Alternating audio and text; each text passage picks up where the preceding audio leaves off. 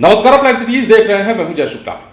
IAS के पाठक बिहार के शिक्षा व्यवस्था को दुरुस्त करने में लगे, शिक्षकों पर नकेल कसने में लगे हैं। ये तमाम चीजें ठीक हैं, लेकिन इन सबके बीच एक सवाल उठता रहा है। सवाल ये कि बिहार में जितनी कड़ाई शिक्षकों पर की जा रही है, क्या स्कूलों की बदहाली को सुधारने में भी कोई कदम उठाया जाएगा, या फिर डायरेक्ट ये सवाल भी कई लोग पूछते नजर आ रहे हैं कि के पाठक जो शिक्षकों पर नकेल कस रहे हैं, स्कूलों की बदहाली पर भी तो नजर दें। तो आप सुन लीजिए, के पाठक ने अब तक का सबसे बड़ा क्या है, और ये आदेश सरकारी स्कूलों के बदहाली को दूर करने को लेकर है, जिसे लेकर उन्होंने सभी डीएम को पत्र लिखा है और कह दिया है कि देखिए, जो पैसे पड़े हुए हैं मद में, करोड़ों सैकड़ों करोड़ रुपए पड़े हुए हैं, इसलिए ताकि स्कूलों का विकास हो सके, उनकी बदहाली को दूर किया जा सके, व्यवस्थाओं को सुदृढ़ किया जा सके। बावजूद इसके अगर स्कूल बदहाल हैं तो या तो पैसा खर्च कीजिए इसकी बदहाली दूर करने के लिए, या फिर कोषागार में जमा करा दीजिए। के पाठक ने बड़ा आदेश देते हुए क्या कुछ कहा है डीएम को लिखित चिट्ठी में, वो भी हम आपको बताते हैं।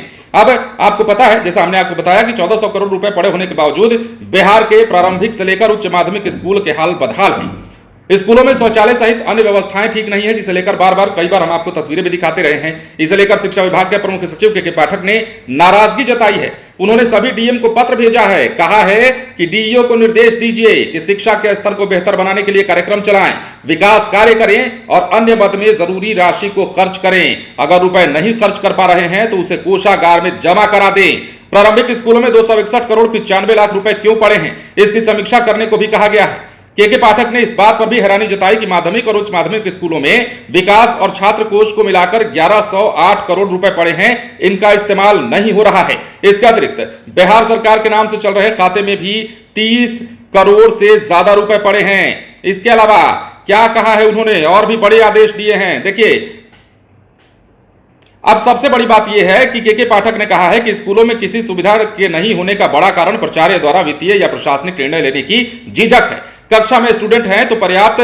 रोशनी के लिए बल्ब नहीं है, बल्ब नहीं लगाना प्रधानाध्यापक की नाकामी को दर्शाता है। इस तरह समस्याओं से निपटने के लिए वे निर्भीक होकर वित्तीय निर्णय लें, यह भी कहा है, छूट भी दिया है और कह दिया है कि आप चिंता मत कीजिए, आप झिझक मत रखिए, जो पैसे आपको मिले हैं स्कूलों में खर्च करने के लिए उसे खर्च कीजिए, बड़ा कदम उठाइए, और ये इस बात की चिंता छोड़ दीजिए कि आपसे कोई सवाल जवाब होगा यदि उस मद में पैसा खर्च होता है तो, विकास कार्य में खर्च होता है तो।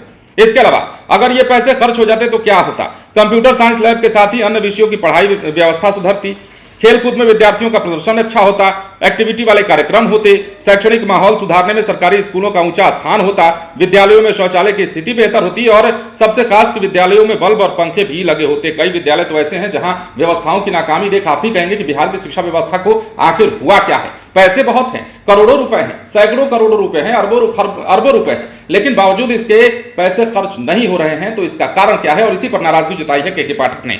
इसके अलावा कई प्रधानाध्यापक 5 लाख तक कोई भी कार्य अपने स्तर से करा सकते हैं, ये भी बात सामने आई है। इसके ऊपर से काम के लिए विद्यालय प्रबंध समिति से अनुमोदन जरूरी है। यदि 15 दिनों में अनुमोदन नहीं होता है तो डीईओ से अनुमोदन ले, काम कराएं। और देखिए, सबसे बड़ी बात, कई बार आदेश जारी किया जाता है स्कूलों में कड़ाई को लेकर, स्कूलों में शिक्षा व्यवस्था को सुधारने के लेकर, और सबसे खास बात कि मास्टर साहब पर नकेल कसा जाता है। आप रोज आइए, रोज पढ़ाइए, और इस बात को भी सुनिश्चित करिए कि स्टूडेंट 100% आ रहे हैं, उनके अटेंडेंस जो है 100% हो रहे हैं। इसके अलावा जो सवाल उठ रहे थे कि बिहार की शिक्षा व्यवस्था बदहाल क्यों है, स्कूलों की दशा दिशा खराब क्यों है, उस पर भी अब के पाठक ने बड़ा एक्शन लिया है, बड़ा निर्देश जारी किया है, और डीएम को पत्र में क्या कुछ उन्होंने लिखा है वो हमने आपको बताया।